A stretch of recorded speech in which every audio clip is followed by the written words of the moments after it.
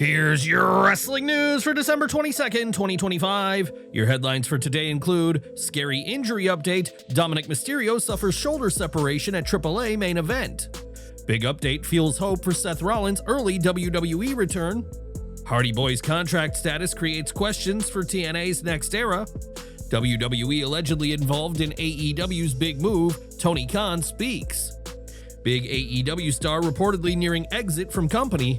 Bayley breaks silence following WrestleMania 42 snub, surprise new stable debuts, and more. Dominik Mysterio may be facing an untimely setback as he reportedly suffered a legitimate shoulder injury during the main event of AAA Guerra De Titanes in Guadalajara, Mexico. The Judgment Day star teamed with El Grande Americano against Rey Fenix and his father Rey Mysterio in a highly emotional main event. While the match was already loaded with drama, it was the closing moments that may have serious ramifications going forward. According to Brian Alvarez, the injury occurred when Dominik took a DDT from his father late in the match. The landing appeared awkward, and concern was immediate as Dominik exited the ring, visibly favoring his arm. Dom injured his shoulder taking the DDT from his dad near the end of tonight's main event. Based on how he landed, my presumption is it's likely a shoulder separation, which, depending on the severity, could be a short-term injury or worst-case scenario, surgery. But we won't know anything until he gets evaluated. He could barely use the arm at all. The finish itself featured more chaos. Penta re-entered the scene after being removed earlier due to an injury angle, stopping El Grande Americano from using a weapon. Penta then used a concealed foreign object inside his mask to headbutt Dominik, allowing Rey Mysterio to follow up with the 619 and secure the pinfall over his son. After the bell, a clearly frustrated and injured Dominik shoved Americano aside and walked to the back alone, clutching his shoulder. Americano later shook hands with Rey Mysterio before exiting separately, while Dominik disappeared behind the curtain. With the Royal Rumble set for January 31st, 2026, the timing could not be worse. If surgery is required, Dominik could miss a critical stretch of WWE's calendar, including the early stages of the road to WrestleMania. Do you think Dominik Mysterio will be cleared in time to make the Royal Rumble, or is this injury more serious than it appears? Drop your thoughts below and send your well wishes. Seth Rollins made a surprise public appearance on December 20th, attending the Chicago Bears' overtime win against the Green Bay Packers at Soldier Field, and fans immediately noticed something important. There was no sling, no brace, no visible restriction. Rollins was seen on the field interacting with the crowd, leading chants, and hyping up the home fans with full energy. Dressed in Bears gear with a chain and scarf, he appeared comfortable and animated throughout the moment, showing no obvious limitation in his shoulder as he moved freely. While WWE has not issued any official update on Rollins' recovery timeline following his shoulder injury, the appearance quickly sparked discussion among fans. The lack of visible protection, combined with how naturally he was using his arm, raised questions about where he truly stands physically. With WrestleMania 42 drawing closer, Rollins' public outing has only fueled speculation about whether he could return earlier than expected, or if WWE may need to revisit long-term creative plans should he be medically cleared ahead of schedule. For now, it's still just speculation, but Rollins looking this comfortable in a live, high-energy environment is hard to ignore. Do you think Seth Rollins is closer to a return than WWE is letting on? And if he is healthy in time, should WWE reconsider its WrestleMania plans? Share your thoughts in the comments below. Dwayne Johnson is reportedly cashing in big on his WWE executive role, and the numbers attached to his TKO deal are eye-opening. According to F4W Online, Johnson's equity-based agreement with TKO Group Holdings has already paid off in a major way. Since joining WWE's parent company as a board member and equity partner in early January 2024, Johnson is estimated to have earned approximately $80 million over the first 2 years of the deal. Importantly, F4W Online notes that this estimate does not include any additional income streams tied to Johnson's WWE involvement, such as merchandise sales, bonuses connected to premium live events, or pay for appearances tied to WrestleMania and other major shows. Those revenues would likely push the total even higher. Notably, Johnson didn't need to wrestle a single match in 2025 to see that financial return. As WWE continues preparing for its Netflix era and builds toward WrestleMania 42, questions remain about whether The Rock will make another in-ring return. But based on this payout alone, it's clear he's already won long before stepping between the ropes. Do you think The Rock's executive deal has changed how WWE should use him going forward? And does this make a full-time return even less likely? Share your thoughts in the comments. Enjoying the video? A quick like goes a long way in helping us grow and deliver more wrestling news you care about. TNA Wrestling may be locking in talent ahead of its January 15th, 2026 debut on AMC, but two of its biggest names are not officially under contract just yet. According to Fightful Select, Matt Hardy and Jeff Hardy, the reigning TNA World Tag Team Champions, have not signed new deals with the company. That update comes as a surprise to many, as previous reports and public comments had created the impression that the agreements were already finalized. Internally, however, that isn't the case. TNA officials are still hopeful the legendary duo will commit long-term. TNA President Carlos Silva has publicly expressed optimism, even tweeting that he looked forward to working with the Hardys for years to come, signaling the company's desire to keep them central to its relaunch plans. Sources also note that Matt and Jeff are believed to be the highest paid talent on the roster, underscoring just how important they are to TNA's current and future direction. The company's been operating with a flexible contract strategy, often using long-term 3-month deals as it navigates the transition to AMC, but when it comes to the Hardys, TNA's goal is clearly long-term stability rather than a temporary arrangement. With the AMC premiere fast approaching, the question now becomes whether TNA can finalize those deals in time, or if the delay hints at something more behind the scenes. Do you think TNA will lock in the Hardy Boys before the AMC debut, or is this contract situation more complicated than it appears? Share your thoughts below. While addressing the live crowd at AEW Dynamite on 34th Street inside the Hammerstein Ballroom on December 20th, Tony Khan revealed a surprising behind-the-scenes story about AEW's very first television episode.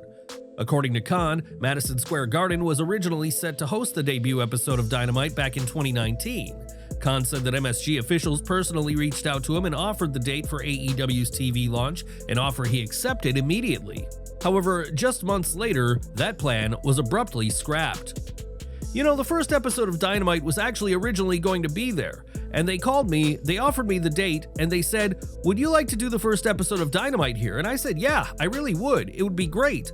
And then they called me a couple of months later and they said, "We don't want you anymore because it would really upset somebody." Khan never mentioned a name, but the implication was clear. The Hammerstein crowd instantly reacted with a loud chant aimed at WWE, calling out the company's long-standing relationship with the Garden. Khan continued, explaining how the sudden reversal left him feeling strung along. "You really made me feel like Charlie Brown and Lucy with the football." AEW ultimately launched Dynamite from the Capital One Arena in Washington, D.C., but Khan's comments confirmed that much bigger plans were once in motion and that behind-the-scenes politics may have played a role in shutting them down. The revelation adds new context to AEW's early struggles for venue access and highlights how entrenched power dynamics in the wrestling industry were still very much in play when the company launched. WWE recently released another teaser video for WrestleMania 42 in Las Vegas, highlighting several of the company's top women's stars. The video featured names like Charlotte Flair, Becky Lynch, Jade Cargill, Io Sky, Tiffany Stratton, Rhea Ripley, and Liv Morgan, who was newly added to the lineup. But once again, one major name was missing: Bayley. The omission didn't go unnoticed by the former women's champion. Shortly after the teaser dropped, Bayley took to X with a pointed response that immediately caught fans' attention. "Woulda ate all y'all's dinner if I sat at the table." The 36-year-old Raw star has never shied away from calling out moments where she feels overlooked, and this latest exclusion clearly struck a nerve. What's fueling the frustration is Bayley's current positioning on television. She remains a prominent figure on Raw and is involved in a layered storyline alongside Lyra Valkyria, making her absence from WWE's biggest promotional materials feel even more glaring to fans. The WrestleMania 42 teaser leaned heavily into spotlighting WWE's newer generation of women's talent, but Bayley's continued omission has sparked debate about where she fits into the company's long-term plans for the biggest show of the year. Is WWE overlooking one of its most accomplished women's stars, or is this all part of a larger story still unfolding? Do you think Bayley is being disrespected by being left out of the WrestleMania 42 teaser? Drop your thoughts in the comments below. AAA Guerra De Titanes delivered plenty of surprises tonight, but just when it felt like the show had shown everything it had, a major twist changed the atmosphere entirely. The special attraction match between Dragon Lee and El Hijo del Vikingo had the crowd fully locked in from the opening moments. Vikingo leaned hard into his heel presentation, making his entrance wearing a Grinch mask and carrying an edge that immediately set the tone for the bout. The match itself lived up to expectations, but the real shock came at the finish. Out of nowhere, Omos appeared and directly helped Vikingo secure the win. The moment escalated even further when Dorian Roldan joined them in the ring, making it clear this was not a one-off interference, but the beginning of a new alliance. The reaction from the crowd said everything. The boos were loud, sustained, and exactly what you want for a faction built around power and intimidation. For Omos in particular, the appearance stood out. WWE has largely positioned him as a special attraction rather than a consistent in-ring presence, and AAA may offer the perfect environment for him to showcase his size, presence, and destructive style more frequently. In a promotion that thrives on spectacle, Omos fits in naturally. Where this alliance goes from here remains to be seen, but one thing is clear, AAA added a dangerous new dynamic to its landscape, and fans felt it immediately. What's your take on Omos showing up in AAA? Is this the right place for him to reinvent himself and get more ring time? Drop your thoughts in the comments and let us know how you see this playing out. All Elite Wrestling may be nearing the end of its run with one of its most unique stars, as Danhausen's contract situation is finally coming into focus. According to Fightful Select, Danhausen's AEW contract is now set to expire in February 2026, and this time there is no expectation of another injury-related extension. His deal was originally scheduled to run out mid-2025, but AEW quietly added time due to injury, despite reports that Danhausen himself would have preferred the contract simply be allowed to expire. That preference wasn't just about getting back into the ring. Sources indicate Danhausen wanted the deal to lapse so he could regain full control over his independent bookings and merchandising, both of which are central to his brand and long-term success. Despite the brief extension, there has been little movement since. AEW sources that we've spoken to claim he hasn't been backstage in ages and hasn't been factored into any creative plans. At this point, there is no indication AEW is planning to re-sign Danhausen or keep him involved in any form of extended agreement. Instead, all signs point toward him preparing to re-enter the open market once his deal officially expires. If that happens, it could mark the start of a major reset. Danhausen's popularity originally exploded outside of AEW through character-driven storytelling, viral moments, and merchandise sales, areas where he thrives with creative freedom. A return to the independent scene or a fresh opportunity elsewhere could allow him to rebuild momentum on his own terms. Whether AEW missed an opportunity or simply ran out of room creatively remains up for debate, but barring a late change, Danhausen's time with AEW appears to be winding down for good. Do you think AEW dropped the ball on Danhausen, or is this the right time for him to move on and rebuild elsewhere? Share your thoughts in the comments. Jake Paul, the brother of WWE star Logan Paul, has undergone surgery after suffering a serious jaw injury during his stoppage loss to Anthony Joshua in Miami.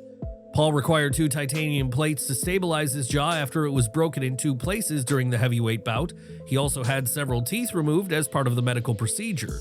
The 28-year-old went 6 rounds with the former 2-time world heavyweight champion before the fight was stopped when he failed to beat the referee's count following multiple knockdowns. Paul was dropped twice across the 5th and 6th rounds, and immediately after the fight, he admitted he believed his jaw was definitely broken. That diagnosis was later confirmed. Surgery went well. Thanks for all the love and support, Paul wrote on Instagram. Have to have only liquids for 7 days. He also shared an X-ray image on social media that clearly showed the double fracture along his jawline. The matchup itself had already drawn criticism prior to the bell, largely due to the size, weight, and experience gap between the 2 fighters. Paul has spent most of his boxing career competing at cruiserweight, making the jump to heavyweight a major risk. Following the fight, fans also reignited controversy surrounding Jake Paul's bout with Mike Tyson. Many pointed to clips circulating online that appear to show Tyson holding back punches even when clear openings were available, leading to claims that Paul was lucky Tyson chose to not fully capitalize. Critics argue this fueled long-standing accusations that the matchup was controlled or softened to protect Paul. Following the loss and surgery, Paul stated that he plans to take time away from boxing to recover and reassess his future in the sport. Whether this setback marks a pause or a turning point remains to be seen. Don't miss our next video coming at 5:30 p.m. Eastern with all the latest wrestling updates. Smash that bell icon and select all notifications so you're always in the loop.